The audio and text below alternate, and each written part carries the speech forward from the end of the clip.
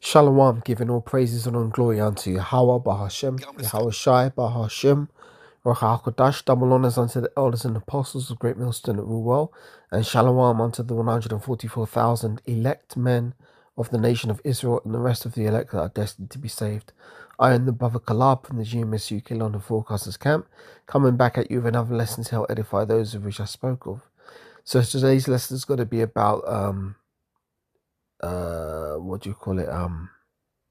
the chip, the MOTB, and some of the miracles that Esau is going to do, or I should say so-called miracles that Esau's going to do in the sight of the people to persuade them into thinking that getting the MOTB will be a good thing for them. Now, what I'm going to play here is a clip from the news that I saw a day ago or so, where you've got this woman who, I guess you could call her a double amputee, where she lost both arms, and now she's got mechanical arms as a replacement, and she's able to control them with her thoughts.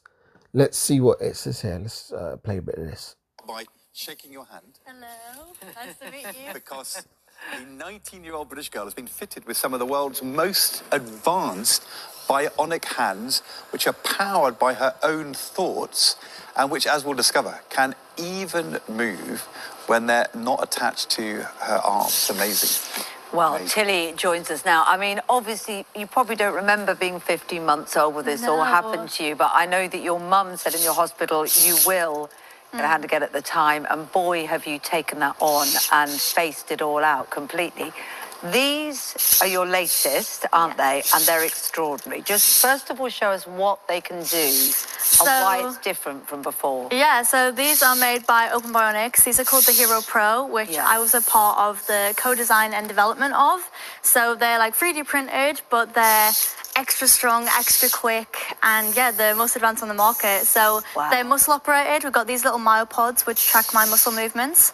Squeeze to close, flex to open, and I can cycle through like 30 grip modes, do anything from like a peace sign to a pinch to a point, and yeah, pretty much anything. And you can pick up the glass as well, can't you? Yeah. Which is something that your previous ones couldn't do. Could you show us? Would that be possible? So you can pick up the glass and like you can just pick any sort of grip mode, whatever it is. If it's like popcorn out a ball, I would use a little point mechanism. So yeah, you can do pretty much anything. It's be life-changing. And do you consciously have to think of the movement? Do you think, I'm going to move my finger now and it... Yeah, there is that little extra thought process because they are muscle operated. I think that's a big misconception, is like I just think and it comes to reality. Right. So there is that like thought to muscle, like sort of connect. Right, so if you see what she's saying there, those mechanical hands or those bionic hands are triggered by muscle impulses. So she thinks and it sends a signal down to, I guess, her arm, and it twitches, and that triggers those hands to move. But the next step from this is going to be getting implantable RFID microchip in your head, so that it can speed up the communication process between a person's thoughts and the mechanical bionic arms reactions.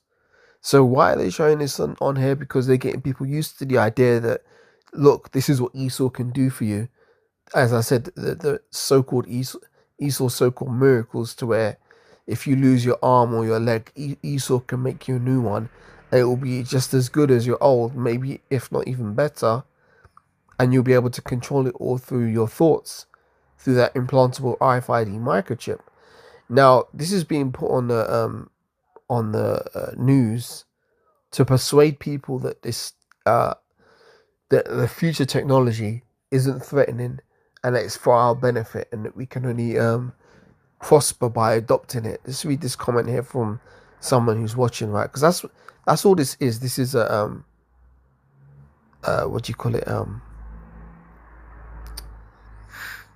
a subtle persuasion tactic from Esau for people not to be afraid of the chip or of Esau's future technology, and for them to embrace it and see it as a good thing that will benefit, enrich and enhance their lives even more. This is a comment here on the video. It says, my grandson lost both legs and an arm to meningococcal coracal septicemia, if I'm saying that correctly, forgive me, 18 months ago. He's 2.5 years old.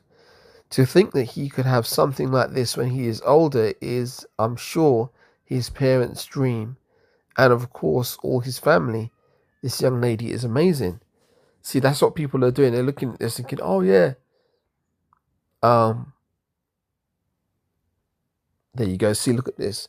I hope your grandson is doing much better. It's problematic for children needing prosthetics as they're constantly growing and needing new ones quite regularly. Sometimes I hope they are able to overcome. So forgive me. Something I hope they are able to overcome or at least extend the use of before needing replacements. Hopefully by the time he is her age, they will be accessible for everyone. Yeah, they will be. But you're going to have to use the RFID implantable microchip in order to operate these things.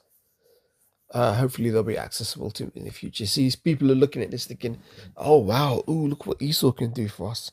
Let me get